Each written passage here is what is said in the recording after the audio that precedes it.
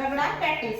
तर आपण आधी रगडा तयार करत आहोत. तर रगड्यासाठी आपण काय केलेलं आहे, 200 ग्राम काय घेतलं, वाटाणे घेतले आहे आणि ते रात्रभर भिजू घातलेले आहे. नंतर त्याला आपण कुकरमध्ये 2 शिट्या दिलेल्या आहेत. नंतर आपण त्याला फोडणी करत आहोत. आपण फोडणीसाठी आधी काय घेतलं, 2 चमच तेल घेतलेलं आहे. त्याच्यामध्ये आपण जिरा घालणार आहोत. जिरा घातल्यानंतर बारीक चिरलेला कांदा छान त्याला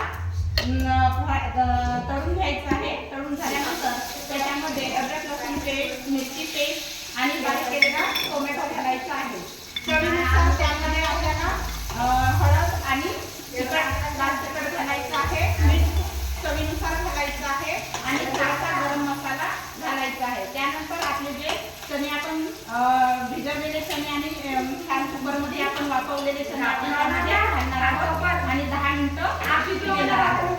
10 मिनिटं शिजल्यानंतर तुमचा रगडा तयार होईल.